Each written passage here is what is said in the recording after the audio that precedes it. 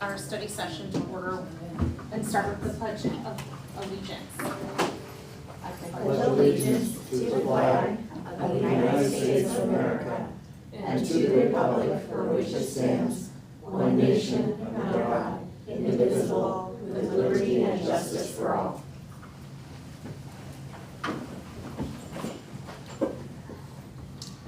So what we are here to talk about the recommendation from the Balanced Calendar Committee. Up first is the approval of the agenda. Do I hear a motion to approve the agenda as presented? So moved. All right, all in favor? Aye. Aye. Motion carries. Okay, I think we're ready for this presentation. So Laura Pugh has facilitated about an 18-month-long look at the question of where are we, do we consider a balanced calendar, what is right for North Mason?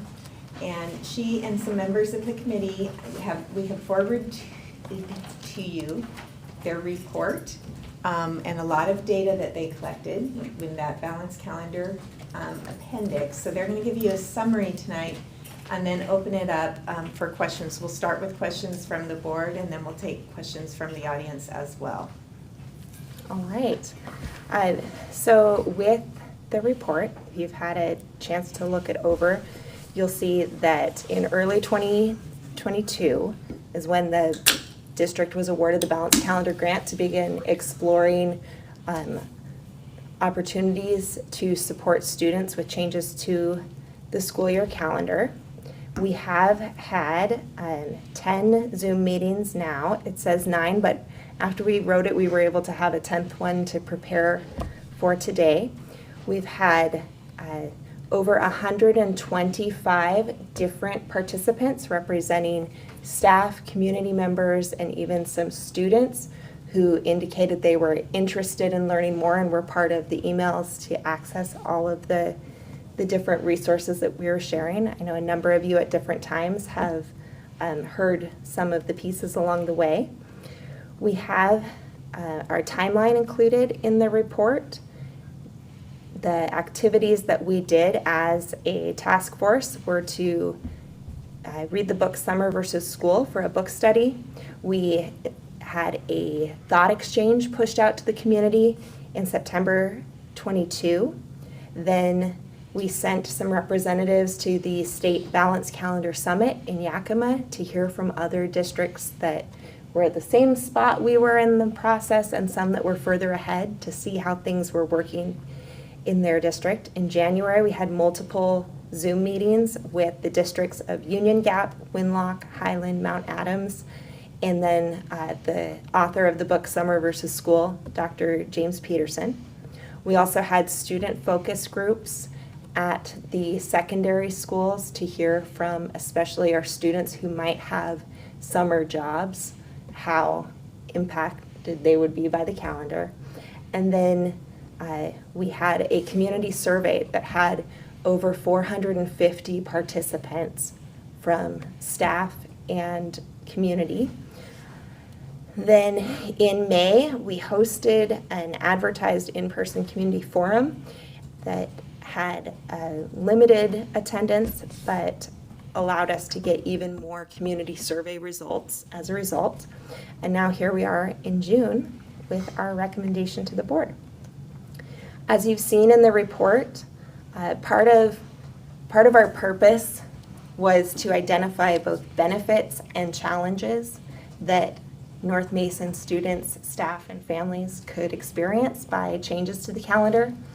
So some of the benefits we looked at were increased access for students to learning resources and also care resources. And by that, meals and access to all of the non-academic things that happen when students are in school. Learning enrichment, intervention, or credit recovery, improved attendance possibilities, the ability for families and staff to travel, and improved mental health for students and staff were all identified with the different things that we read, listened to, people we talked to. Challenges that were identified were temperature of facilities and buses, with Belfair Elementary specifically having some significant temperature needs if the school calendar were to extend in any direction. A shorter summer break was a barrier that some identified in surveys and focus groups. Childcare access for families, aligning with calendars of neighboring districts, student access to specifically seasonal employment, and then some of the operational staffing transportation costs. We do have some information further in the packet about the Balanced Calendar Summit in October, about the Union Gap site visit. Courtney is here to answer questions about that. She was able to attend and see intercessions in action. We have an overview for you of the thought exchange results. 169 participants this fall who responded to our initial request for feedback.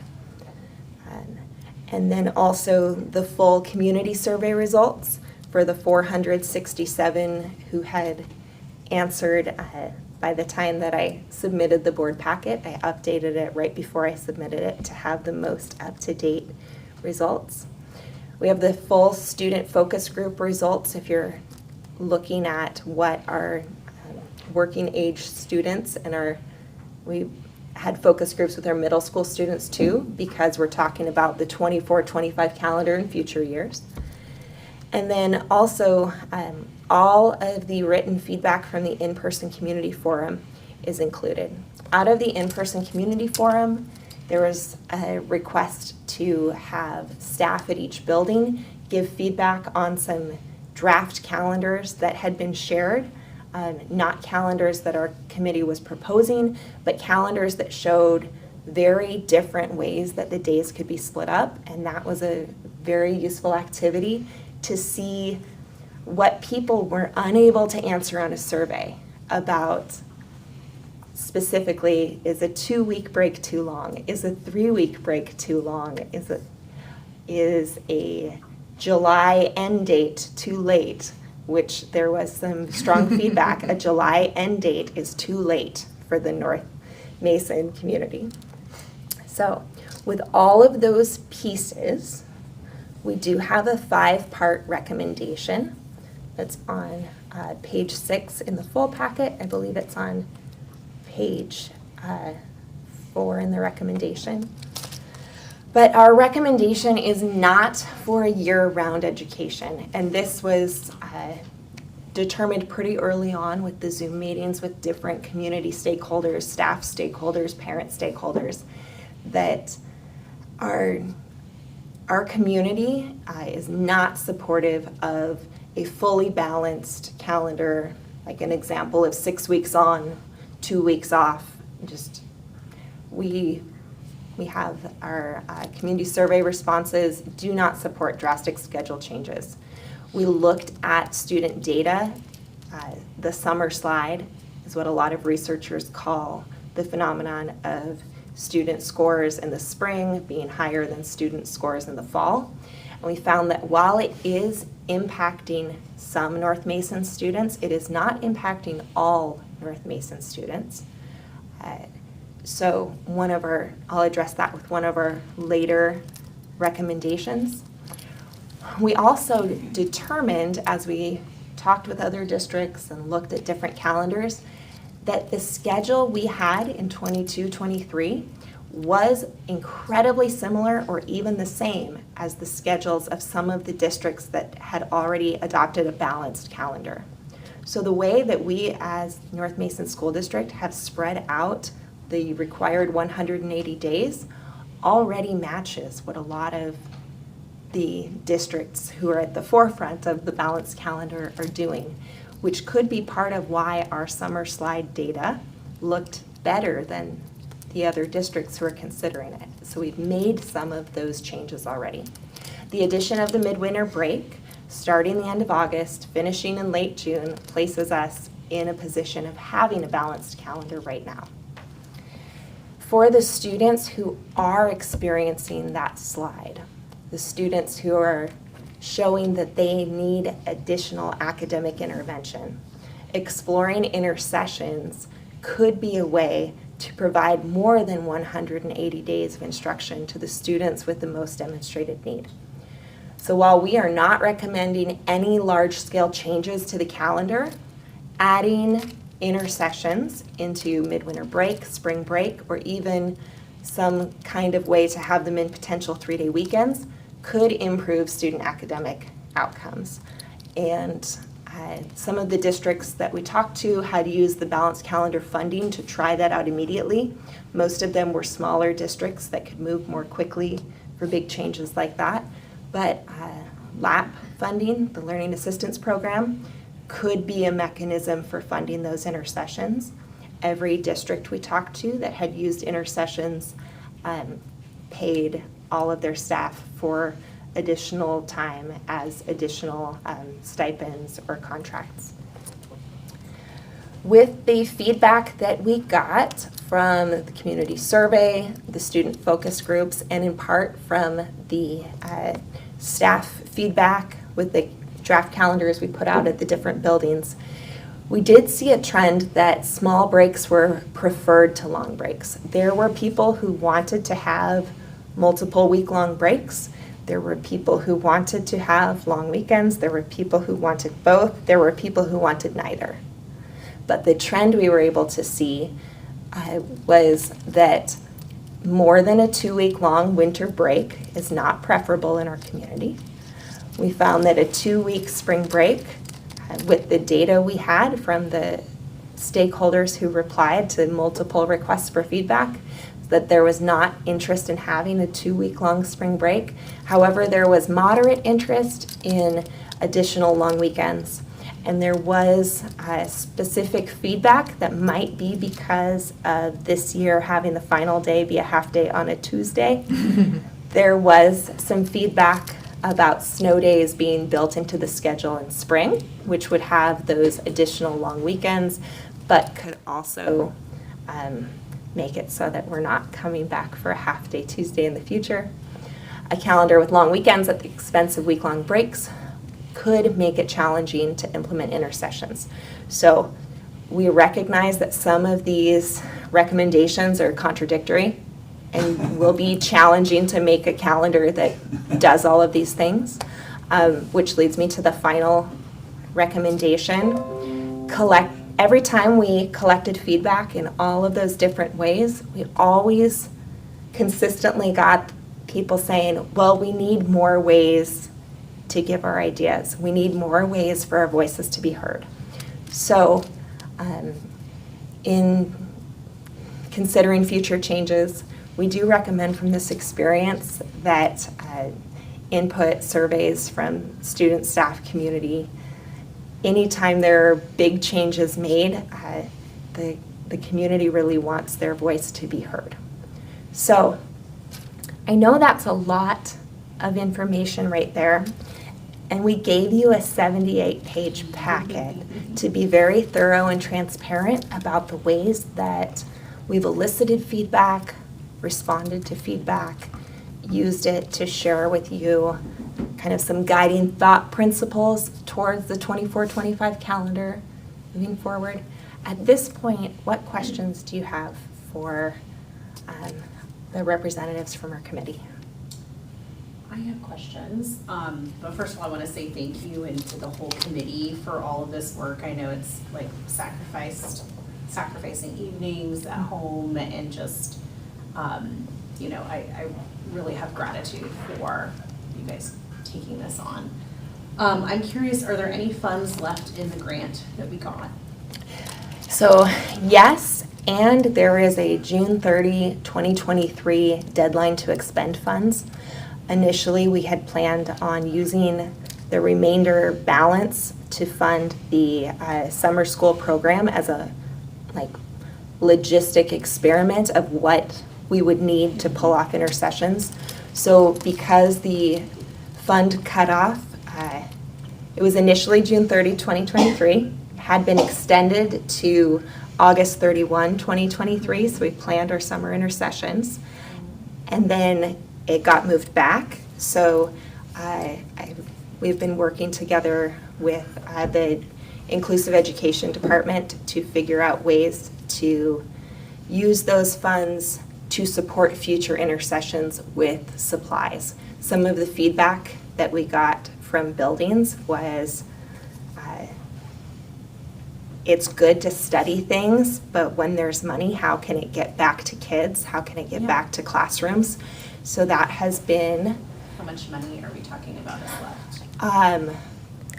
It's around 30,000. If I may, one of the things the committee recommended and that we looked at, because one of the barriers for us is Belfair Elementary and temperatures. So not having other places to fund some things from, we talked to the state about using that money to buy portable air conditioners to put in classrooms at Belfair. And at first we got a yes, and then we got a no. Just like we were very disappointed when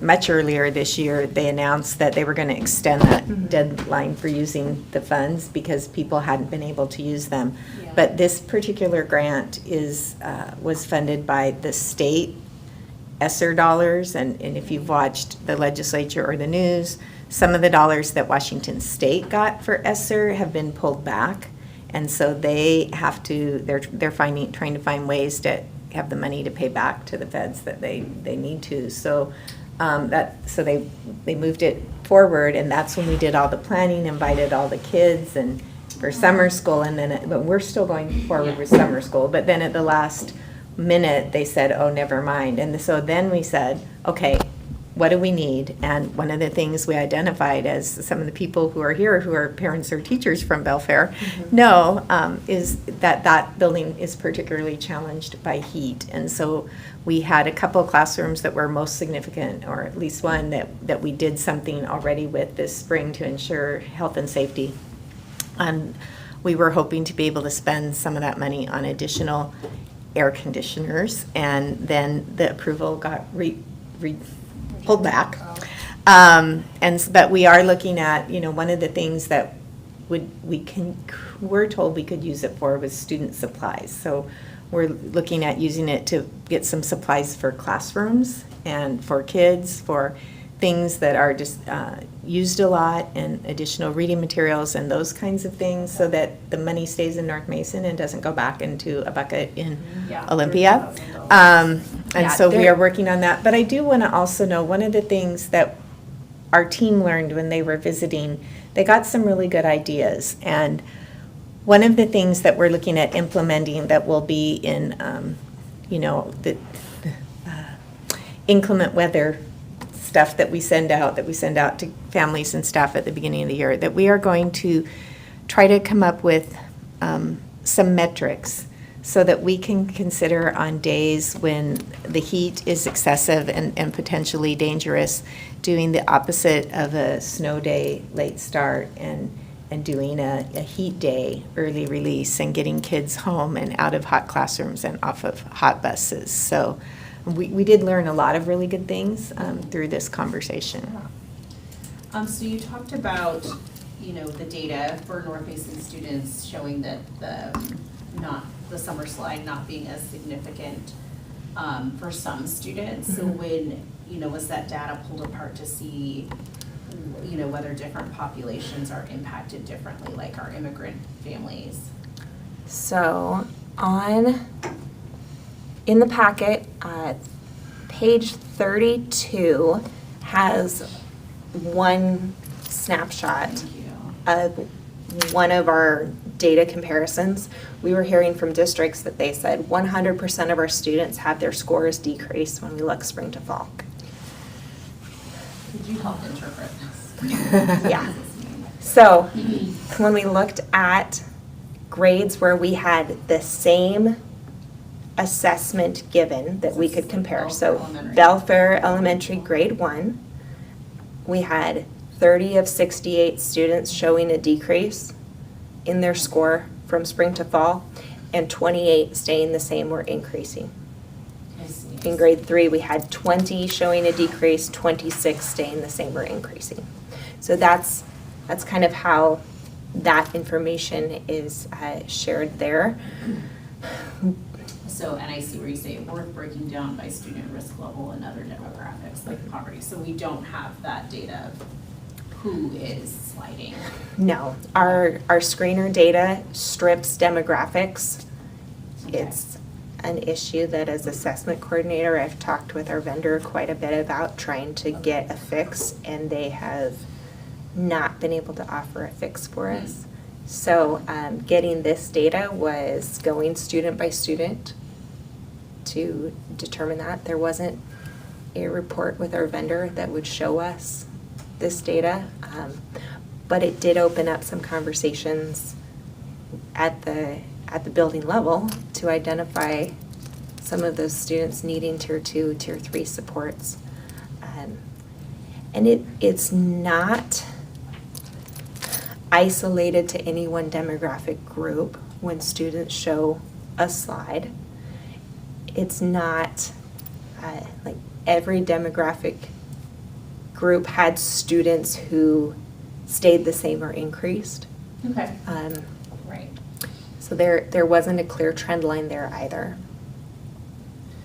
I have more questions, but we can volley back and forth. Do you guys have anything? I'm kind of overwhelmed. I think it's a lot of information, and I did tie into your committee, I think once or twice, but the stage did not fit. But I guess my only question is, if we're so close to a balanced calendar right now, why would we change? Well, and that's part of our recommendation, Laura, is that there could be small changes made, Like the 3-day weekends, that kind of like thing? having a few additional days on either end. We're not recommending a large scale change. No, I can see. So, and that's where the formation of the committee itself was to explore the risks and benefits, not to advocate for a calendar change. Yeah. So A after lot doing of really work. thorough research and eliciting as much community feedback as we could get, we used multiple technology tools to be able to have things available in English and in Spanish, and had some long lead times to try to get as many pieces of feedback as possible. We do recommend that keeping a calendar that has some of the features of our current calendar is what's supporting that lack of student slide that other districts are seeing with the more traditional calendar. And then maintaining things like week-long breaks could allow the possibility of intersessions. Because if you want to say anything about intersessions, Courtney, it's kind of the piece that we found that we're not doing, but we could be doing that could support student growth. Yeah, so when I went to the Balanced Calendar Summit, one of the main things that we found that came out of that was combating the summer slide. A balanced calendar doesn't do a whole lot of good unless intersessions are implemented. So everything that we learned at the summit was all about intersessions, and that is what is making the difference for a lot of the school districts with having test scores increasing is the intersessions, so. Could you say a word about contradictions? That interested me. You said it's fraught, full of contradictions. Are those just points, decision points that have to be made by administrators or whoever? Well, points of consideration for the school board in the formation of the calendar, knowing that the calendar will be negotiated with bargaining units as well. Just some kind of guiding principles. Not year-round education, keeping something like the current calendar because we have some evidence that it's supporting students, exploring intersessions, and that would have to either be with the week-long breaks, like midwinter break and spring break, or addition of another week-long break if the board determines that's a priority. And then the feedback that small breaks were preferable to longer breaks. That, it's kind of, you can't have all the things. We can't have a calendar that has 4-day weeks, week-long breaks, and. We get out in and June. Yeah, it doesn't have Yeah. any school in July and We August. have to do 180 days Yeah. somewhere. I really enjoyed seeing all of the different calendars just as a exercise, right? Like you said, it wasn't necessarily you guys even saying that any of the one were better or worse than the others. I still have more questions. So with the other schools that you visited, how did they, or did you hear of any plans of how they would fund the intercessions after the grant ran out?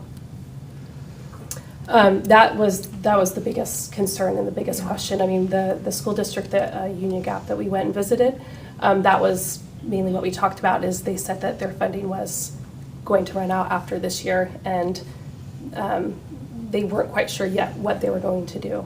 So, but it's in terms of like, and there's probably other people that know a lot more than I do about funding, so, yeah. Yeah, so LAP funding is what districts considering this are looking at first. It could be possible if the state moves towards everyone wanting to have a more balanced calendar, which is why the initial grants were awarded in the first place, to have districts research it, see how it will work or not work in our unique local contexts.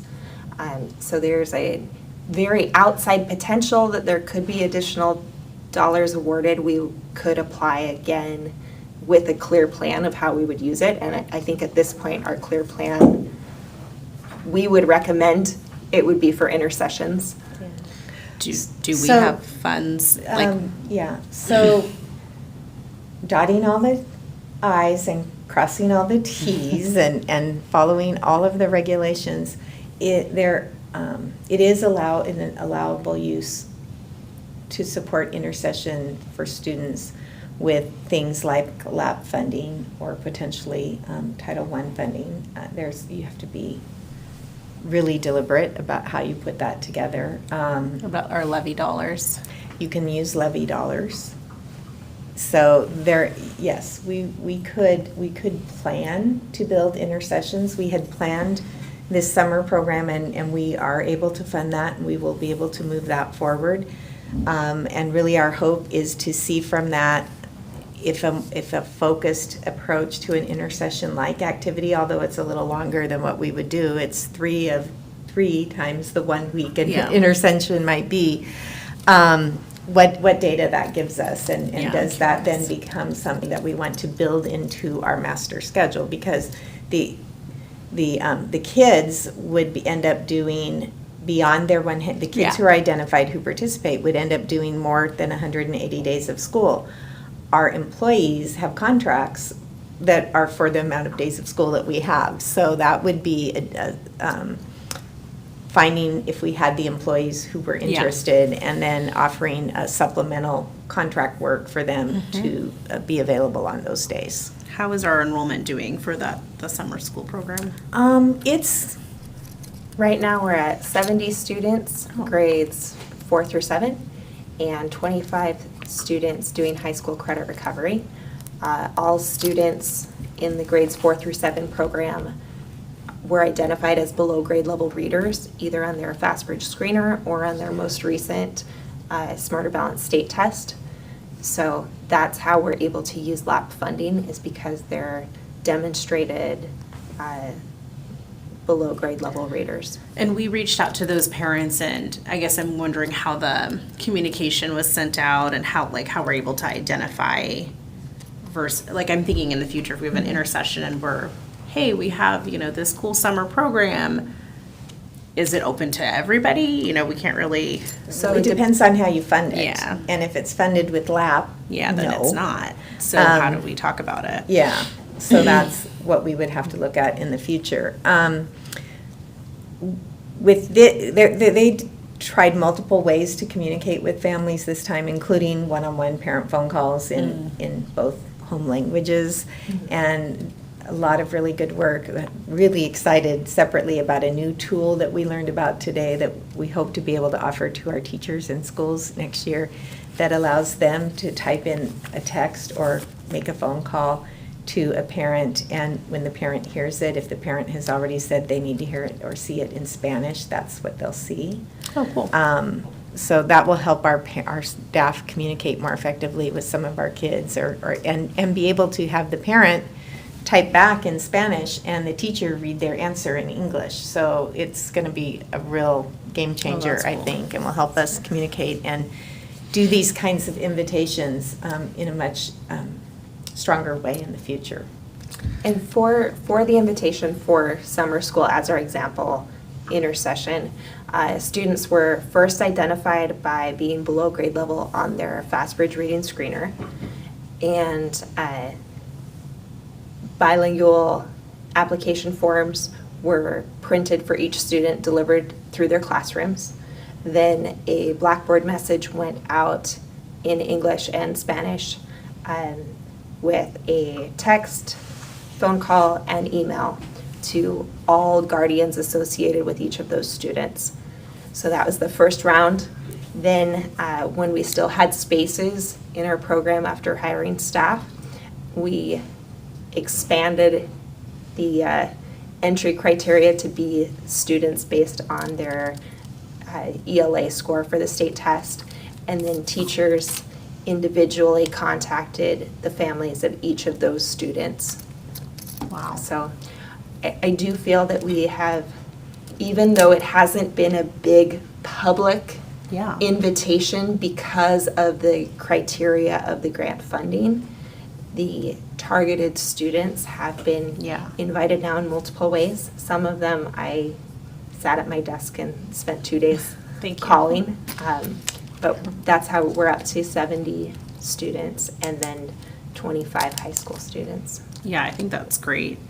It sounded like the intercessions that you went to were pretty varied, though. They weren't necessarily targeted toward below grade level. Would you say that was the Yeah, case? so at least at Union Gap, the way they did is they invited, it was open to Yeah. everybody. Of course, they probably used different funds that allowed them Sure. to be able to do that, but it was really successful. They had, I believe, 40% of their students go to intercessions, which we thought was. Yeah, I remember they looked really was- like fun. Yeah.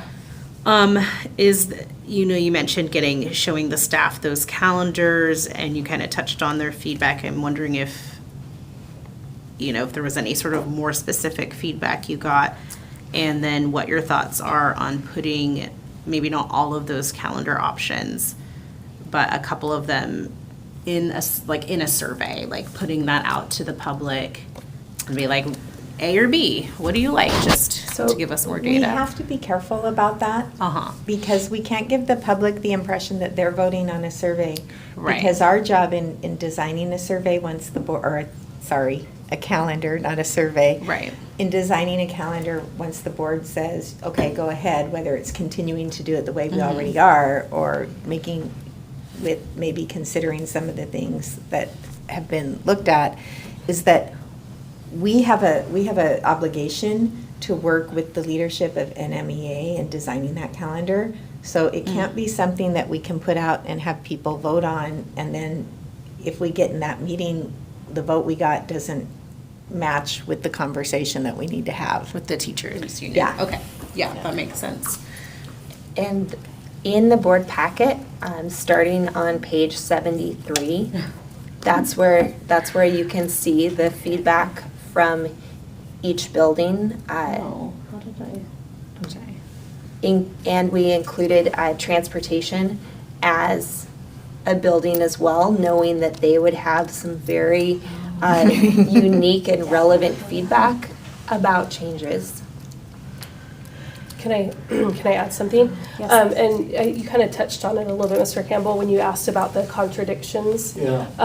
So one of the things, at least that I saw was, and that Laura was kind of alluding to, was, we can't have everything, right? We can't have week-long breaks and extended weekends, right? We can't do both. And so one of the things that we kind of talked about at our last meeting was that it really, if it's possible, at least if nothing else in the future, to get more community feedback, obviously not a vote per se, but more precise feedback, because a lot of the community members that said, for example, that were interested in the week or the longer weekends, we weren't quite sure if they understood what that was going to take away from. Did they really realize, because anybody would say, yeah, I'd love a longer weekend, but do they realize that that would make a shorter summer? Do they realize that that would take away those week-long breaks? And so we kind of need a little bit more precise feedback, I think, to really understand what it is that the community So maybe wants. if we work together to craft some questions that lay out, if we do this, it means this, so what do Right. you think? Yeah. Well, if I'm understanding it, what I'm hearing sounds like a good idea, in that it seems that by adopting what you proposed, it would be, it flows, and there's a series of decision points one would have to make. And are those decision points simply addressed at the beginning of the year, or are they left to be addressed as the situation plays out, whether we have more snow days or less snow days or something like that? Is it sort of figured out as we go along? So we have an agreement to provide 2 years of our calendars 2 years in advance, and because we wanted this committee to have the time to continue the work and be very thorough, we're kind of past our deadline Oh, I for see. putting together a 24-25 calendar. And we probably aren't going to have one in the next several weeks either, because you'll have this meeting, you'll be asked probably in July to make any recommendation to me about what you want me to do when we go together to talk with NMEA, and the conversation that we would have had earlier this year about the 24-25 calendar, to put that together. Our 23-24 calendar is set already. It does have snow day that we didn't have this year embedded, so there is a little bit of help there. But what you'll be doing is giving us some direction for the conversation that the district leadership and the NMEA leadership have when we discuss what a solid calendar for 24-25 So- would look like. There are, because of the need for all partners to know exactly what the deal is in advance. Once the decisions are made, I guess you can discuss this each year before negotiation, and there are factors that are the variable points or contradiction points that have to be addressed afresh each year, but it will be, that's the commitment for that particular Right. year. Our work is every year to come up with the calendar for 2 years from now. Yeah, okay, I see. And, but what we ask the committee to do, and what we're asking you to consider, is when we do that work for the next calendar for 24-25, did we learn anything that you want us to consider in building that calendar? Do you want to tell us, I'm not hearing that, we didn't get a recommendation telling us to go to a fully balanced year-round calendar. So you're not going to tell me to go meet with NMEA and try to make that happen. But you might tell me, that you want the North Mason School District and NMEA to maybe ask a few more questions before we work on building that calendar, so we can have a little input from the broader community when we're working together. And those questions might be specifically about if we have to do a trade-off between week-long breaks and long weekends, where you fall on that, so that we have that information. The calendar will still come out of that meeting and be presented to the board for approval once we're able to do that. I have a question kind of about process. Is this meeting here, because the five of us can't communicate, outside of these walls, is this the time where we're deliberating and kind of saying, hey, what we think? Well, or not what do you- during a study session. No. You're gathering information, but either, then during the actual meeting or during the meeting in July, that's where you deliberate and say, this is what we want the district, you remember, you're my boss, and you Right. tell me what you want me to do with this, and then I It would go need do to the be work on the with. calendar as like a point of discussion for Yeah. us. Yeah, that's And on the yeah, agenda, not I calendar. think it still is on the agenda, but when we talked about maybe you guys wouldn't be ready to make a decision tonight. You might want to just talk about it and make a decision later. I but- mean, the July agenda, but I don't Yeah. think. Well, I had another question. This is sort of anticipating our deliberations, but it would clarify things. Why don't you recommend the total balanced program? Why not give NMEA what they want? What would be the disadvantage? of Belfair don't Elementary is want that. very hot. They don't want that. They don't want That, that. that is, Why not? What's the deal? because Belfair Elementary would be too hot to be Oh, safe for okay. students All and right. staff. That's, So that's enough of the It's a reason. climate-related issue that makes perfect sense. then. There are some other Part of it is recommendations. climate. I think but- there are a lot of good reasons, and I know there are some community members that probably want to ask a few questions when you guys are done too. Sure. But I think there are a lot of really good reasons why people don't want to change the calendar too drastically. Climate, heat in classrooms, and our Septembers are getting hotter and hotter. Yeah. Looking at things like family schedules get impacted as you adjust into the summer months more. Looking at things like the ability for people to take coursework in higher ed, or for people to do summer jobs, kids and/or adults. All of those things get impacted. And so I think there are a lot of reasons that were alluded to in the 78-page report that people shared their thoughts about. So there's the 6 bullet points on the second page of the challenges we identified. And so that's where, Laura, I see in the report where you have the the pros and cons that the community members wrote on each of the drafts calendars that were shared at that May meeting, but I don't see the calendars themselves, and so it's kind of hard to compare the feedback. Yeah, and reading the staff comments, I can see the start and end date, but it's a lot of those nuances of Yeah. the Halloween break and blah, blah, blah. Could we? I can send those to the, Okay. I'll send them to Jackie to send to you. Okay, yeah, that way the we can drafts. be ruminating on this. Any more questions before I? Yeah. Okay. Do you want I- us to? Yeah, you might Step want to aside. turn around.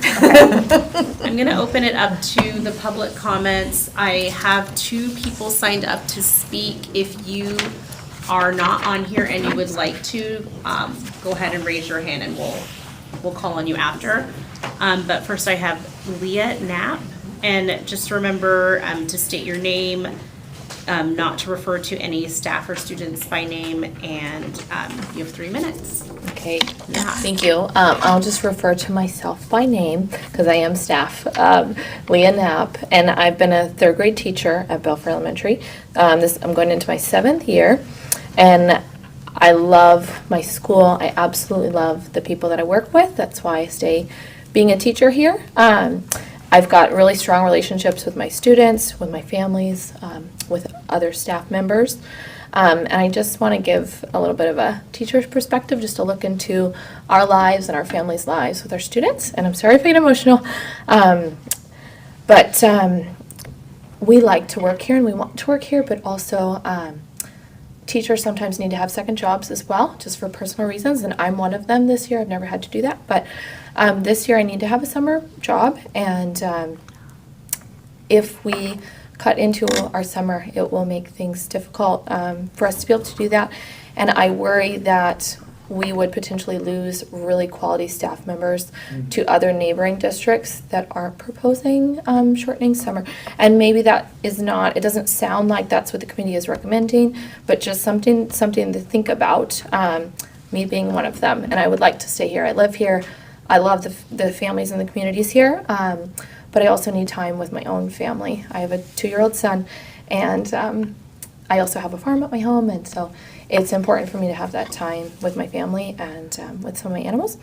And then some community considerations. I spoke with Sherwood Creek, which is right across the street from our school, and that's a main childcare facility for many of Belfair Elementary students. They walk over from the daycare to the school, and then they also walk them back to the daycare after school. And I spoke to them about the programs they offer for childcare, and they have like set plans. So you can say, okay, I want to take my child for 3 days a week, I want to go for 4 days a week or 5 days a week, and it's set for the whole school year. You can do a 9-month plan and then have the entire summer off where you don't have to pay. But what they don't do is if you say, okay, I'm going to be on a 5-week plan for the school year, but this Friday they're not going to go, like you still have to pay that money. And we know we have a lot of low-income families, and they don't, like if we can help them in any way, I feel like that's our responsibility to do so. And then also, if there are, you know, say 4 or 5 random Fridays sporadically through the year, families, like either they're single parent family that's working or 2 parents that are working, they would have to find childcare for their students, and sometimes more than one. And Sherwood Creek specifically said they have, you know, maybe 2 to 5 spots at any one time, either for single days throughout the year or week-long breaks throughout the year for students that would not have a normal plan, like where you can just call up and say, hey, I need to have childcare for the 31st, can you do it? They might have up to 5 spots, but no more than that. And this, we would be talking, you know, 400 plus students just for Belfair Elementary that would need childcare somewhere in the community.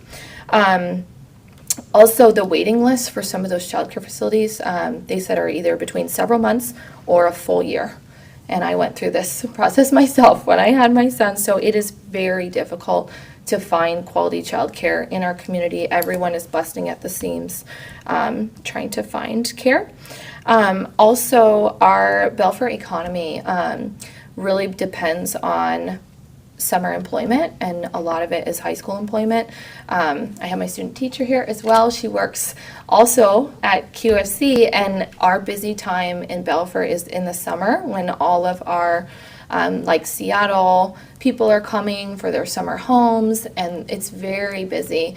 And they're trying to keep her working all summer because they need the help because they're very, very busy. So them not having their high school employees, I think, would drastically impact our Belfair economy.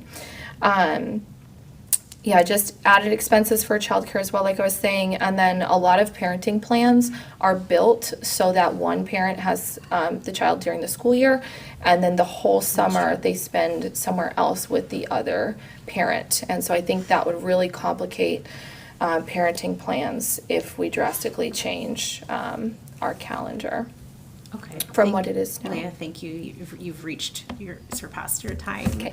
I very much appreciate your comments. Yes, thank you for. Yes, thank you very much. We have Jana Peterson. I hope I said that right. I'm just gonna ask questions, but I'm You okay can to ask. talk. You can do ask some that. questions. You know, I like to talk, so. I took a little notes. First of all, I wanted to address, I was on the softball team here at North Mason, but it wasn't at North Mason that I learned all my skills. It was playing summer ball, many weekends, many days of the summer.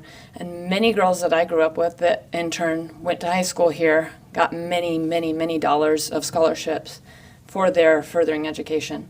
Florida State, Oregon State, Notre Dame, lots of girls that I played with went on to get a fully paid or partially paid education from sports. We already, because we're in Washington, have, like most of my friends that are Utah, Idaho, are already out of school. And I do support getting out in June and going to September or whatever because of our weather. Like I want to be summer in the weather. But that does complicate things as far as student athletes. We have so many weeks that line up, so you can only do tournaments in different states for however many weeks of the summer to get looked at to get those scholarships. So I guess that was just my question on, have we considered the student athletes and the many people that only get an opportunity to go to college because they're an athlete? I wonder about summer slide data. I wonder if there's other things that contribute to the summer slide, just other than the fact that we're out of school. Like, I mean, like if I get educated, I went to beauty school. If I have a break and then I have to take my same beauty school test, I'm definitely going to have a different result because of time. Like, is there a little bit more education or like a cram session given to the kids a little bit before they take that test? Like, we all know that we wouldn't get the same data. Like, that's just going to naturally happen. However, if we were given a week of like back, I don't know what you do, but anyways, that was just a thought. I hope it made sense. As a mom of a highly capable kid, I get a little frustrated with not a lot of money going to the highly capable, but I mean, I get it. I get that you want to support them, but I also want my child to be supported, and I'm not here to advocate for someone else's. I'm out here to advocate for my own. And I have a hard time being like, let's do this and this and this and this and this, and take all of our funds once the funds are depleted to study sessions. Like, I think they're great, but like, I also want greatness for my kid in the hours of the school day. I don't want to have to like do all the stuff at home when I'm sending him to a public school. So I just want like him to get the education that he needs for himself. And I obviously know that a teacher with 28 students can't hit all those marks for every single student, and that there just needs to be help, and some money and support in those areas would help. And the last is just a question: does the summer slide outweigh the ability to be a child? Does it make a difference that we let our children, be bored, have fun, get injured, go swimming, learn so many? I mean, swimming, biking, hiking, pushing themselves. And I know that some kids don't get those opportunities, but most of those same opportunities that aren't happening for those same kids aren't going to happen on a rainy weekend in March because we gave them a week. And like if they took the intersessions, that would be really cool for them, but I don't think it outweighs. So if we outweigh, like I just want my kids to be able to be kids, and I love the summer. And like right now, I can't even imagine being in school for like 2 more weeks if we Right. put, gave weeks other places. So that's my thoughts. Thank you. Thank you for that. Were there any other folks who maybe didn't get a chance to sign in who want to speak? Yeah. Just go ahead and, if you could state your name for me so I can write it on here. Richard Madison. Thank you. As I said, Richard Madison. I am a resident here for probably about 7 years now, maybe 8 years. We moved when my youngest was in the first grade. We have quickly assimilated into the community here, and I'm grateful to be here in this wonderful community. I'm a volunteer coach in many different organizations, but most recently with the middle school basketball team and fast pitch team, I had a great opportunity to be involved, and I want to continue to do that even once my daughter is gone. I'd like to echo Jana's comments about some of our student athletes. Also want to say that doesn't it feel nice and lovely in here, right? And I know that some of our infrastructure is not built for this, right? If you go into Belfair Elementary, that's going to be a challenge for many people, and it already is, and we're not even into the hot season yet. And I know those things can be taken care of. In my private life, I work for Parks and Recreation in the Tacoma area, and I take pride in what we do, and we have tremendous summer programming that I hope moves out this way as other counties, as Mason County gets stronger and better in some of those recreation programming for our students, from day camps to some of those outdoor recreation programs that many kids don't have an opportunity to do. And if Mason County and Kitsap County and other counties can continue to build that up, and we can take advantage of those and get our kids out into the community doing those recreational opportunities, I think that's a wonderful opportunity that we might miss if we're on a schedule that's different from surrounding communities, surrounding counties. So I hope that we take that into consideration as well. Thank you. Thank you. Thank you very much. Anyone else? Okay, we're at 6:29 by my clock. Anything else from the board for the team here? Thank you guys so much for your work. And thank you, community members. Those were all very interesting, good points. So thank you. What's that? Can we take a short break? Yeah, we're Yes, let's go ahead and adjourn this meeting. We're gonna take a break before our board meeting. Do you guys want like a 5 minute break? Mr. Matheson to be on the facilities committee?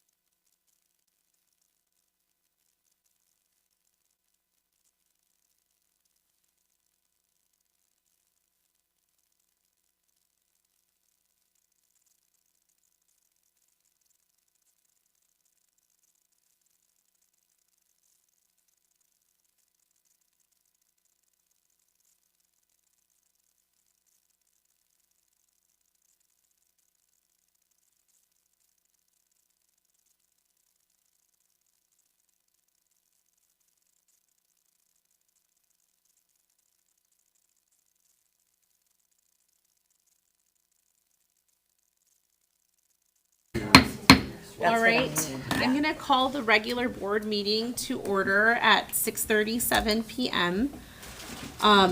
For those watching online, thank you we're sorry to be a little bit tardy. We just got out of a study session, so we're here now and we are going to do the flag salute. I pledge allegiance To the flag of the United States of America and to the republic for which it stands, one nation, under God, indivisible, with liberty and justice for all. Okay, we have an agenda in front of us. Is there a motion to amend the agenda? I think there is, right? Or no? Oh, I'm thinking of something else. You're Okay. thinking of something else, yeah. Okay, do I hear a motion to approve or amend the meeting agenda? Motion to approve? Okay, so. There's an error in it. Oh, what do you see? It Okay, says 6 discussion. o'clock, it's supposed to be at 6:30. Where do you see that? Right at the top, it says right here on mine, June 15, 2023, 6 PM, regular session. Mine says 6:30. Well, I must be looking at something else. Yeah, that is. Oh, it is for something, how did I ever get this? Yeah, all right. All right, it's something else. Sorry about that. But it looks like it, so I see. It looks official, Okay. so I was deceived, but I need to be more perceptive. All right, there is a motion to approve the agenda. Any more discussion? Hearing none. All in favor? Aye. Aye. Aye? Okay, motion carries. Do we have any public comments for this agenda? Okay. Then let's go ahead to the consent agenda. Do I hear any motion to approve the consent agenda? So moved? Any discussion? All right. All in favor of the consent agenda as presented, signify by saying aye. Aye? Motion carries. All right, we are at our preliminary budget presentation. Yes, and this is where I'm going to, Director King has been working really hard on this, but we want to be absolutely accurate. And so the requirement for the preliminary budget is that it be posted by June 10th on the district website. Dan is not ready to do a presentation to the board at this time. He would like to post it according to the requirement and do a more thorough and accurate presentation during the July board meeting. And then, of course, we don't vote as a board on any budget approvals until the August board meeting, so that we're still within the calendar. But, this is his learning year, and he's been doing a great job. I'd like to give him the opportunity to give you his best work. And so Okay. postpone that till the July agenda.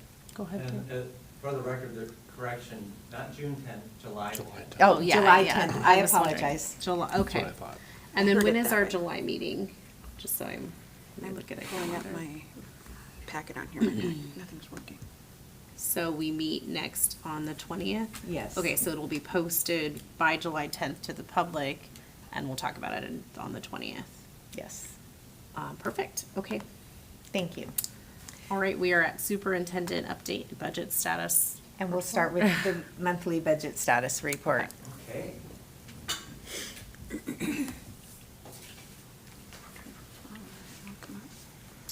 Well, good evening, board, and happy June.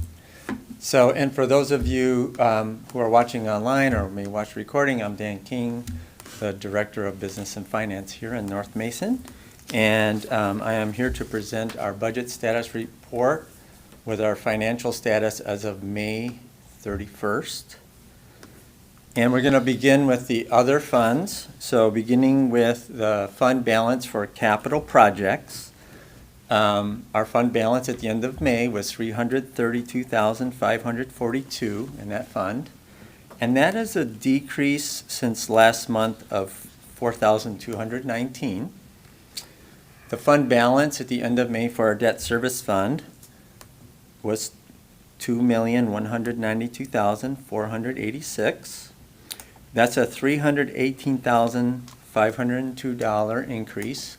That increase is from collecting local taxes for the bond. Also, I'd like to note that since the May 31st budget status, and we have paid a $504,348 bond payment. So we'll see that reflected in next month's budget status report. The ASB fund balance at the end of May was $473,977, an increase of $5,655. And the transportation vehicle fund end balance was $28,862, a difference of $632. So next we're going to look at our enrollment. Now, and I've mentioned this in previous meetings, for the enrollment, we look at the current month's enrollment that was submitted to OSPI. So this is as of our June count, okay? And so now we've got the whole school year there presented, which is kind of neat. I remember back in September when we just had that first couple columns there with our, in the red, our budgeted enrollment, and then in the blue, the actual. Now, if you remember also, September did not include our TK, our Running Start. Running Start, rather. Our Running Start was not included in that.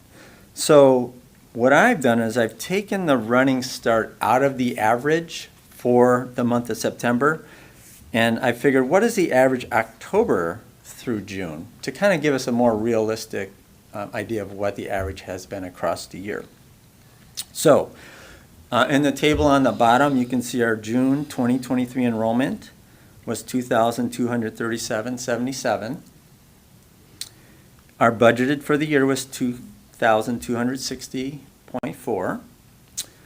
The average year to date, now this includes September, is 2,254.42.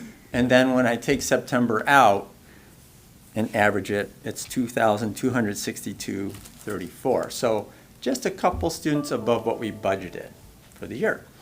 Also, if you notice in October, if you, Jackie, please scroll, yeah, thank you. October shows our highest enrollment for the year, 2,279.53. And it's been fairly steady across the year, but I just wanted to note that was our highest for the year.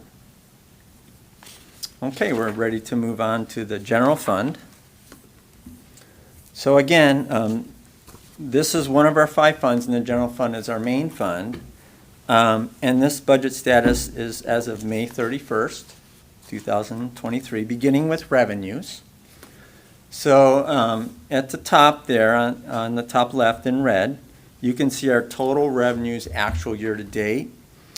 The percentage of how much of our revenues we've received is 73.15. We projected at the end of May that we'd be at 74.41, so pretty close. Our local source revenues year to date, we're at 96.79%. We projected we'd be at 94.72%. State sources actual year to date, our actual 72.64%. We projected we'd be at 71.57. And federal source revenues, our actual 58.42, and we projected we'd be at 74.78. Our top 10 sources of revenue are in that table below.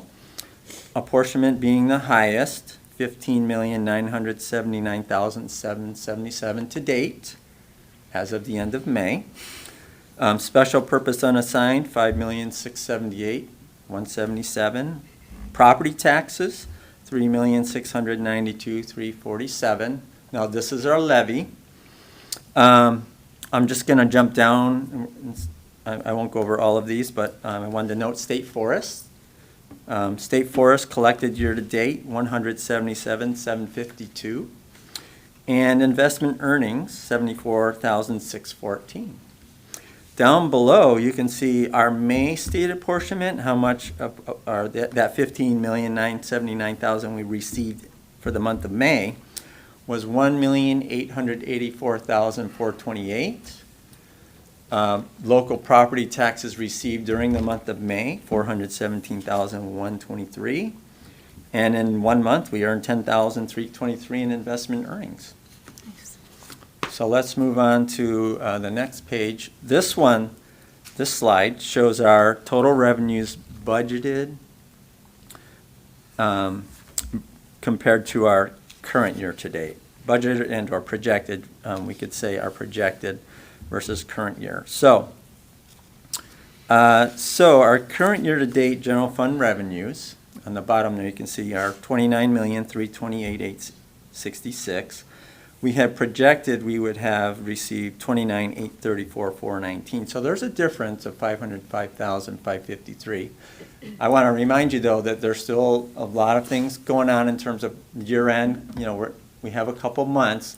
Even though it's the end of the school year, we still have a couple more months of the fiscal year.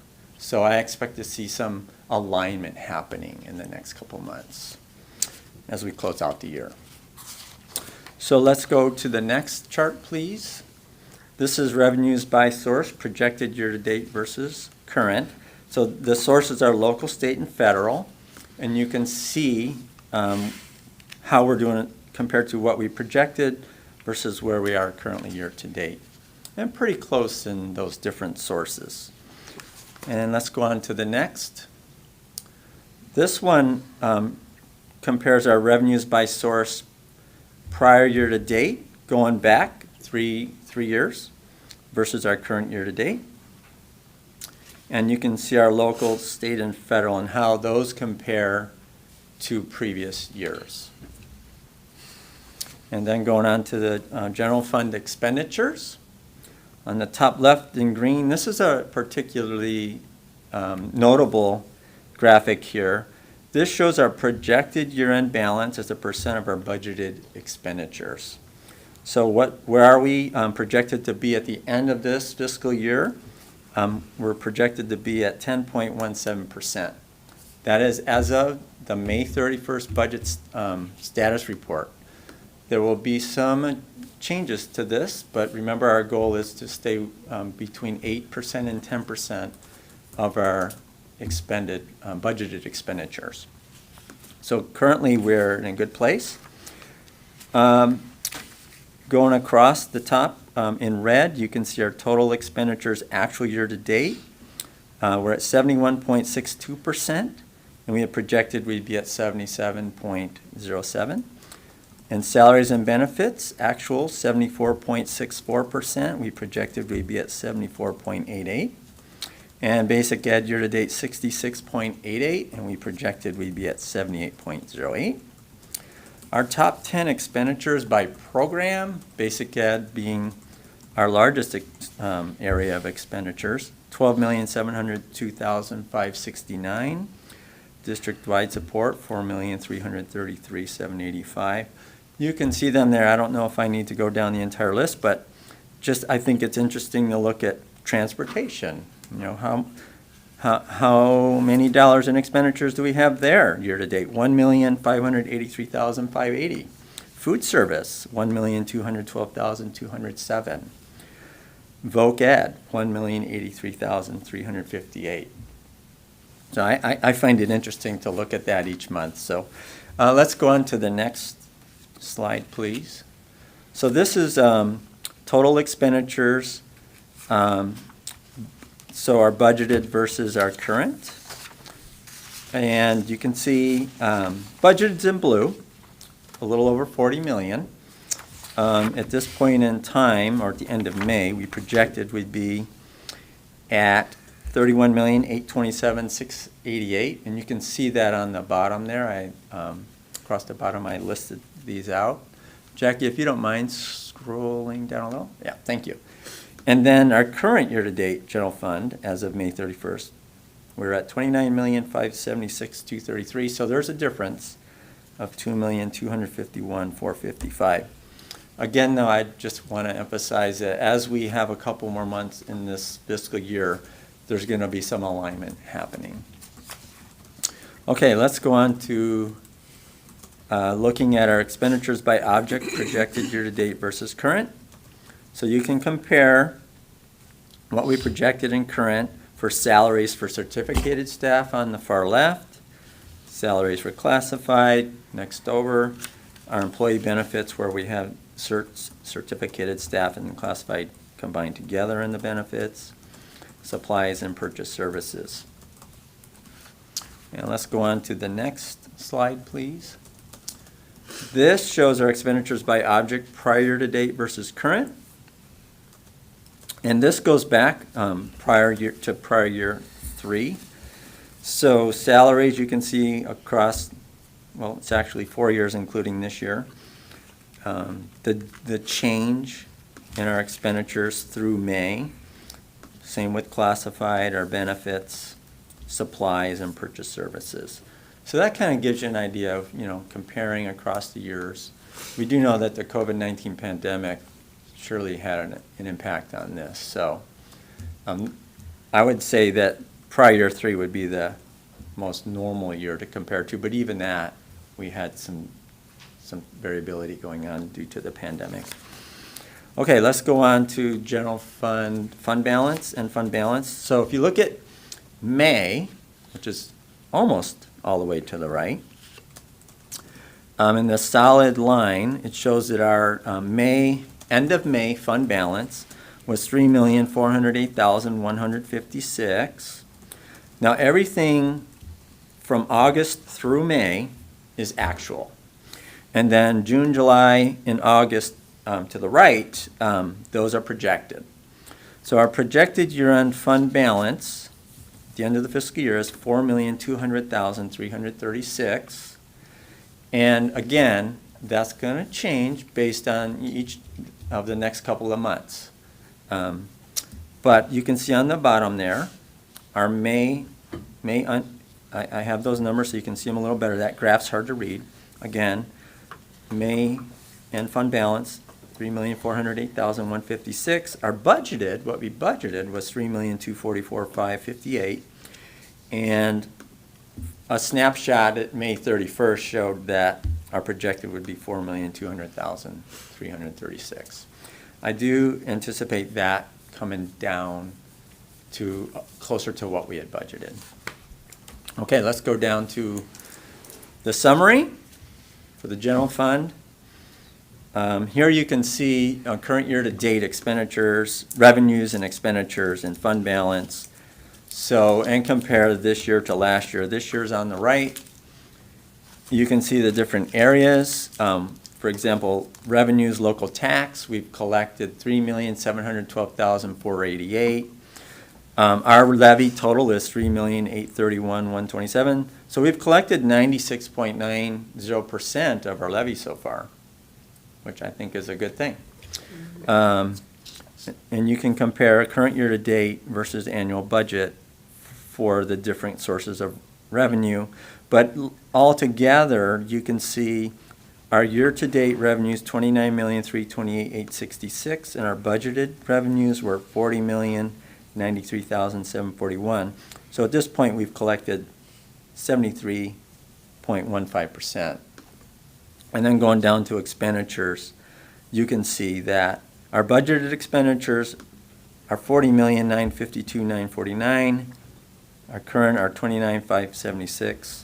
And so our expenditures are at 72.22% of our annual budget. And then at the very bottom, you can see the fund balance for the end of May, $3,408,000. So I know you've seen this number on the previous slide, but I just wanted to show you how these things kind of match. And then, yeah, that's it. Those are all the points that I wanted to share with you. And I welcome your questions. I don't have a question, but I sure do appreciate the clarity of this budget. I think you ought to get some kind of award for clarity and technical communication. Thank you, sir. Very good. I have no questions. I don't have any questions either. No, just good job, good job. Thank you. Thank you. I mean, when I understand a budget, you are really a Well, superior. I was a teacher, so I try to bring some of those previous skills into this, so that's my goal. So thank you, I appreciate You're that doing that well input. in both Thank- your professions. Thank you. Thank you, Dan. So next, I actually see, I noticed this, that we actually do have on the agenda, We time did for- leave it on the Yeah, agenda, yeah. time for a discussion amongst ourselves to direct But Deanna I do to. have a couple short things to share still Okay. with teaching and learning, Do you want to do that first? if you don't mind. Okay. Okay. I do have a couple of short things to share. As I alluded to during the study session, we had a really exciting presentation today. We are always looking for ways to simplify but improve our communication with families and to make it easier for our staff to be able to communicate with the families of the students that they serve. In addition, previous legislation requires that by this fall, all communications between classrooms and schools and home have to be available in the home language. And that was looking like a really, really huge lift. But we did find a tool that we're looking to replace multiple of the tools we currently use, one thing to do many jobs. And we're getting a little bit more information, but it will probably be a purchase that shows up on the July board meeting for a subscription. But this tool will allow our school teachers, our principals, the district, to communicate with kids and families. And teachers will be able to write a text, for example, or a form or a document that they need filled out within the tool in English, because that's most of our teachers' home language.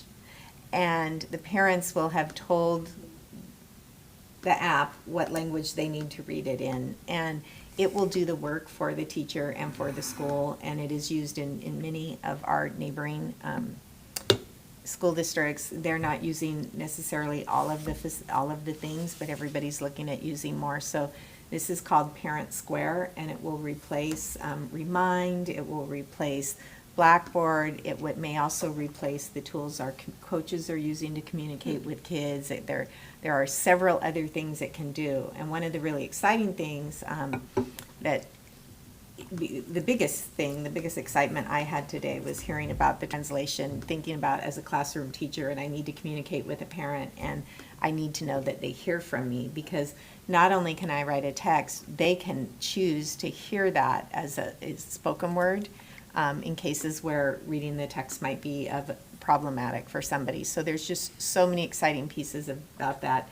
But it will also make it easier for our parents to do things like pay for lunches, or communicate about if they get a message from the school about an absence, they will be able to text right back and say, yes, my kid had a doctor's appointment today, please excuse them, and that's all done. That's cool. So it's looking very exciting, and it will save us money because it's one thing replacing multiple things. Wow.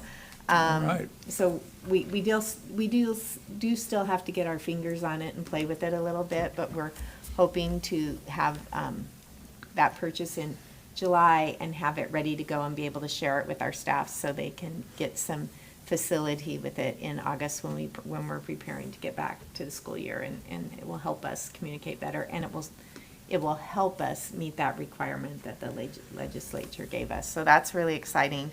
There are a lot of very exciting things going on. One thing I really want to highlight, and we're very proud of the work that all of our teachers, all of our staff, all of our students have been doing throughout the year. We've seen great things. We've got lots of amazing celebrations going on right now.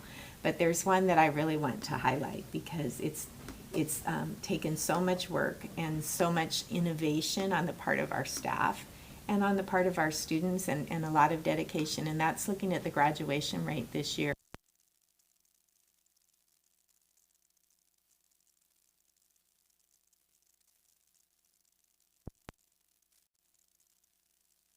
High 60s to the low 70%, which is much lower than the general population graduation rate.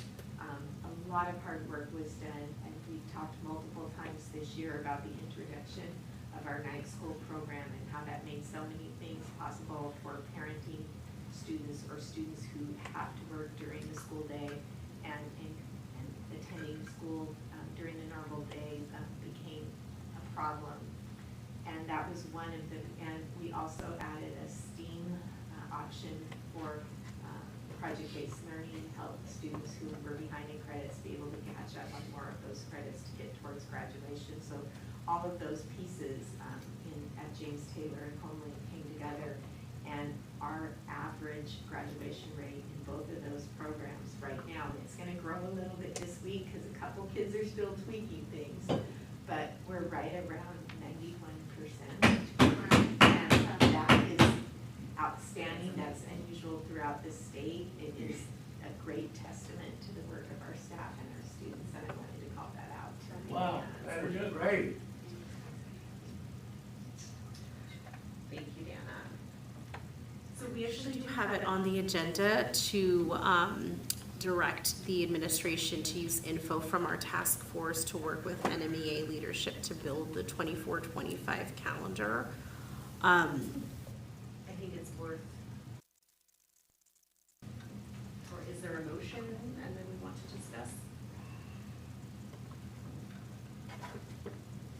I don't have any discussion. I think their presentation was very complete, very clear. We obviously did a deep dive into all of the information available.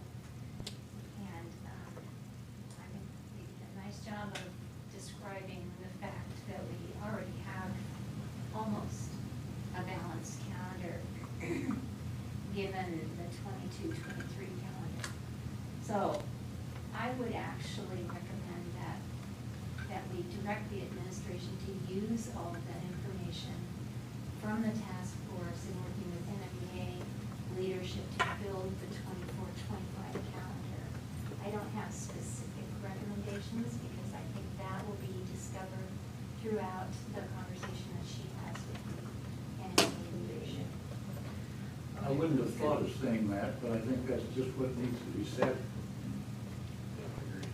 I think that what we heard from the task force and what we heard from the teachers and parents that have been here is the blocks on either side are where we need to stay. Figuring out some sort of voluntary intercessions, I think, is really what we need to look at and look for more clarity on what that really would look like. Yeah, my only additional comment to that, because I agree that exploring intercessions, keeping the start end date fairly close to what it is now. And looking over, we didn't have the detailed calendars that the staff looked at in front of us, but sort of looked like option 4, which I know had a start end date around what we have now. Sort of looked like it rose to the top, but I know people didn't like a 3-week winter break. So keeping our breaks no more than a week when it's not the summer is what I'm hearing. Any, Agreed. okay. Well, I heard a motion from Laura. We'll go ahead and take a vote, and we're voting to direct the administration to use the information to build this calendar with the NMEA. All in favor? Aye. Okay, motion passes. There's the school accreditation on here. Yeah, I just wanted to call out, we're very proud of our high school, North Mason High School team. You do have a copy of the letter that we received announcing that they were successful in their bid for another 6 years as being a fully accredited high school. They did an outstanding presentation. The committee was very impressed with the work that they're doing in trying to look at the school day and make adjustments to better serve kids. And so North Mason High School now has another 6 years of being fully accredited. All right. I particularly liked the commendation that their focus on student acquisition of knowledge and of earning their diploma, the determination to evolve credit recovery Yeah. model and Avid school-wide with fidelity will pay off. That's I think that's pretty cool. Can you share if accreditation is that, is it typical to, is it easy to obtain? It's hard work, and they have to do a really thorough, it's kind of like being audited, but for your school program for Yeah. the high school. And so they have to present a lot of data, and they have to talk about what their building leadership team is focusing on, what their building plan is, what data they use to plan for changing programs or making things work for kids, how they're going to adjust and continue to meet the goals that they've set for them on their plans. And then they have to do a presentation to a group of community members from throughout the region. So like there was one of our board members from the ESD was on that committee, but there were people from colleges, other ESDs, and they have to, it's kind of like doing a dissertation defense. They have to take questions and have answers and responding to the presentation that they gave. Are there any high schools in our area that aren't accredited? At this time, not that I know of. no. Okay, that's very good. Is the accreditation because they're an alternative high No, school? this was for North Mason High School accreditation. The All right. alternative high schools have a different process. Thank you. You're welcome. Congratulations.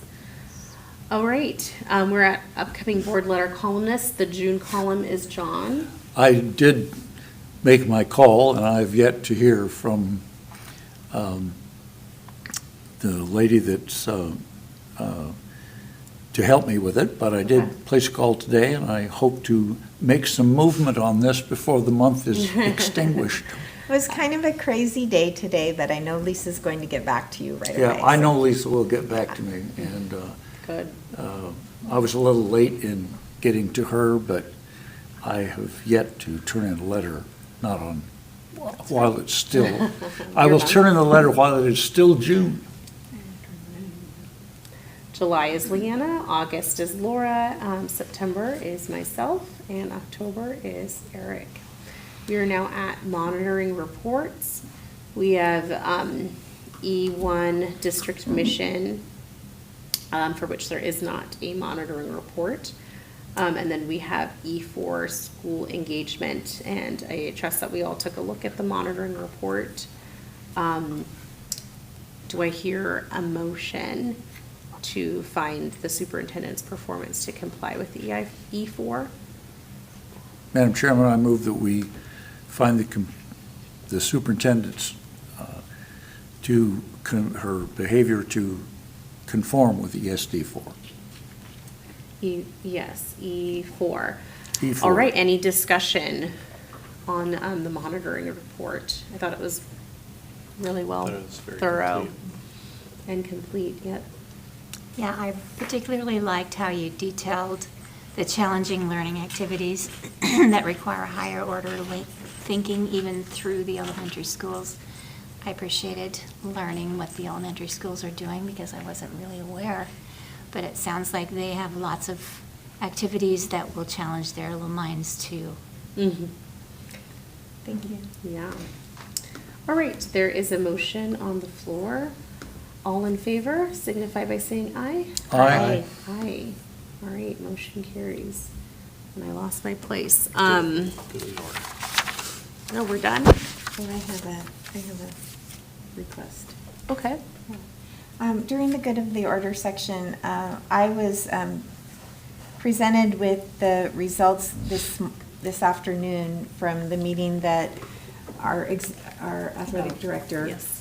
Ray Bonnell, held with community members last night to consider a request for renaming the East Addition in honor of one of our past employees. And there is some urgency. Typically, we do not rename for a living person. Unfortunately, this person's health is failing, and it would mean so much to him and to the community that has recommended him if we could make a decision, if we're going to decide to do that soon, so that he would know that had happened. And so I would ask the board to consider having a special meeting, because we were not able to add that to the agenda so late, to be able to consider renaming the East Addition. Yes, thank you for sharing that. I had heard a little bit about that. Would we be able to have it virtual? I'm just trying to. We could do a virtual meeting. Okay. as long as you're all there. Do we need to make a I motion think, to have wait, a- Jackie, can we still do virtual meetings? No, we Oh, can't. really? Oh, Okay. We could allow those of you who couldn't Right. be there to, But on the phone. the to meeting come as a in. whole. Yeah, Sure. virtually, but we do need to hold an in-person meeting What now. is the timing that has been suggested or that you're suggesting? Pretty soon. Yes, I know. There's a urgency, as you said. Ed Amick? He's a longtime wrestling coach, longtime school employee, teacher, part of the school. What is the soonest we could do it even, because we have to have it published for 24 hours? So we wouldn't be able to So have it. I think, It would be a study session, correct? Or would No, it be an special actual? no, it would be a special session. Okay. So I think if we could try to aim for next week. The 21st, Wednesday? Mhm. Are you all available that day? I'm not generally not. available on Wednesdays. What about Thursday? I'm Is that- open I- on Tuesdays. Is it late? I just feel nervous. Is that? I feel nervous too, but they, Okay, what about Monday? any evening's fine with me. Okay. I mean, can we do it earlier? you can pick any time. We could, I can- Monday is a I can holiday. do- Monday's not really I'm great. open Tuesday all day, and I'm open Wednesday after noon. No, and Tuesday morning. If you guys, if we do, But Mondays, oh, you said no Wednesday as well, right, Eric? I've got a meeting from 4 to at least 6 on Tuesday. we're talking Monday the 19th. Monday, Tuesday, and Wednesday don't work for me, but I could call in. I just am nervous about the time. So if Tuesday or Monday work for the group, I would feel, Yeah, Tuesday I'm gone all day, so Monday. Would I it can be at make 6:30 as usual? could be any time we It decide. can be right? any time you decide. We Okay. just need at least 3 of us. So we need 3 of us Monday. here I can in make Monday person. work. So when- Tuesday I just have like. kids. John, can you make Monday work? I think so. Let me just Can you check two here a make Monday second. work? I can. I can try, as long as we're doing I'm that. virtually certain. We just need 3 people. Yeah. As long as we're Can doing you? it. Okay. I could maybe call in depending on the time. Could we do it Just at like to have the- 5:30? Yeah, that would, 5:30 would be the 5:30 best for on Monday, me. yeah. I can leave early. Okay. 5:30 Monday, John? Right here. Yeah, 5:30 Monday, that's Juneteenth. All right. Juneteenth. Can I call in? Yeah. Okay. And Oh. there will only be one agenda item. It will be Yes. considering the request That'll to be rename approved. the East Edition the Ed That's all Amick it will say, Wrestling and we Center. just, we just vote. There's no like presentation, right? Yeah, your agenda will include the minutes from the meeting last night, the information, Okay. so that you Okay, have and that you to can look send at. that out. And Okay. And Yeah. what time's that? Monday at 5:30? Is that 5:30? 5:30 on Monday.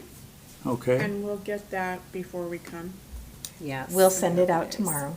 Okay, perfect. Okay. I feel good about that. Do we need to make a motion? Yes. Okay, I would entertain a motion to set a special meeting for Monday, the 19th. Make a motion to set a special board meeting for Monday, the 19th at 5:30 PM. Okay, any discussion? Okay, hearing none, all in favor? Say Aye. Aye. All right, motion carries. Do you have any other for the good of the order, Dana? No, thank you. Okay, thank you for bringing that forward. Yes. Laura, anything for the good of the order? Well, I attended the high school graduation Here. and sat in the rain for 2 hours, but it was cool. I enjoyed every minute. It's so fun to watch all those kids get to where they want to be in the time being, and I'm hoping many of them have plans to go forward and live life the way they want to. It was pretty cool. I really enjoyed it. Thank you. Go I ahead. will reiterate what Laura said. Graduation was great. I thought it was, from watching all the kids graduate and go through that was awesome. I thought Dan and the staff did amazing. Yeah. as always, of getting everything set up and the order that everything was in, and thought all the speakers were great. I really want to thank the task force and everybody that was here willing to speak tonight at the study session. I thought that was wonderful as well. So that's all I got. Yeah, I think that task force was really thorough, and I was very impressed and have been and I get Laura's emails. I think that some of them and a lot of us have participated at different points in time on that. And she's just so on it with just all the She is. information. I also attended graduation. It's one of my favorite times of year, and yeah, it's too bad it was so unpleasant. But it was just so lovely, especially just when people had like their families come up, and yeah, that's all that I have. Well, it was, of course, on down the row here. The graduation is why we do this, so making it there and sitting in the rain, and it was all worth it. And watching people hug each other in the rain and cry, it was like pour down tears while I'm walking out, and it was really cool. And then in a couple weeks, I get to meet with the HomeLink again, and we might choose the HomeLink for my son this coming up to actually get a full year out of it. We got like a half year coming in halfway last time. So I get to go, and they have a few more resources that they didn't have before, so kind of excited about that. So, yeah. Well, special kudos to particularly our high school principal and his team that was part of that. I know there's a broader team as well, but I thought that was very well done. And I was particularly impressed, if I may say so, with our superintendent, who went to the trouble of learning to speak enough Spanish. Oh, that was And nice. though I don't speak it myself, if it was fake, it was an authentic fake. It really sounded as though she knew what she was saying and was pronouncing it with the right degree of force and intonation. I missed a couple accents, but I'm working Yeah. on it. Yeah, you got I it. thought it was awesome. And the other thing I liked about it is I think that while we have things planned, to the nth degree, I do believe there was an element of spontaneity. And I think that there must be something right about our school that encourages it. And I was so impressed, in a kind of humorous sense, here are people coming down to get their diploma, stop before they get to Dana, and take a selfie. And I thought that happened at least a couple of times. And I just, that it's, That was cute. that's something new. I haven't seen that before, and that was great. And I think there ought to be an award for the most extravagant lay. And we really saw some outstanding ones this year. So I was again impressed, and I think there should be some weight to my testimony, since I've seen a lot of these, more than any of you. And I am just so proud of our school. It compares with the best I've ever seen. And I think it's really appropriate for a high school. And the spontaneity of the kids say something about the comfort level that they feel in this institution. And I think that's a great tribute to Dana and her team. Well, and I'd also like to add that our administrator for the alternative program, who graduated 57 students this year. Yeah, she That did is amazing. just amazing. That was awesome. She's put programs in place for those kids that has helped them move forward in a, in a manner that they saw the end. They could see what was coming. Yeah. She did a great job, and the evening program, I don't know how many of those guys graduated, but some I did. think almost all of them. Did they? Yeah. Look at that. So anyway, let her know, and let those two guys over there at the high school know they just They did kicked great. it. Well, they have great teams, and they really work to support their teams to get the job done, so. And I loved that all the staff wore their Oh, graduation. yeah, let's keep that going. That was so cool. That's cool, for sure. Do we get any of those dog medallions that they get? Those sounded like something. Oh, he'll give us, he will. Oh, you'll get one, you're gonna Yeah. be, yeah, one of the little, it's a sticker, yeah. Oh, yeah, well, Yeah. that sounds good. Oh, yeah. All right, we have, well, I'll say, I have to do the board self-assessment before, okay, well, I'll do that. All right, it's my turn to do the board self-assessment. We are all 5 present. Our general meeting behavior was satisfactory in that the agenda was well-planned. We followed the agenda. Everyone was prepared. We did not have interruptions or distractions. Our deliberations were public. Participation was balanced. We listened attentively, conducted our work in an atmosphere of trust and openness, and treated each other with respect and courtesy. Our governance principles were followed in that our actions occurred at the policy level rather than at the operational level. We reviewed the policies about each topic before discussing them. When we do write additional policies, the board starts with a broad statement. I'll say NA, we didn't write any policies at this time. We minimized time spent monitoring past performance. We routinely dedicate our time to reviewing and improving our own processes. The board clarifies its priorities when considering potential outcomes, beneficiaries, and costs of outcomes, yes. We follow an annual calendar based on a plan for doing our work. The board chair helps the board effectively conduct its meeting. I hope so. Yes, you did, thank you. The board spends most of its time deliberating rather than fixing things. And we support the superintendent in any reasonable interpretation of the policies. So overall, I rank us as satisfactory. Our next regular meeting date is July 20th at 6:30 p.m. Our next special meeting date is 5:30 p.m. on June 19th both here in the district boardroom. We, at this moment in time, at 7:24, we're going to adjourn into executive session for approximately 45 minutes to evaluate the superintendent's performance during this past school year. And we do not expect to take any action. So I anticipate us returning here by 8:15, not sooner. Thank you. How do I turn this off?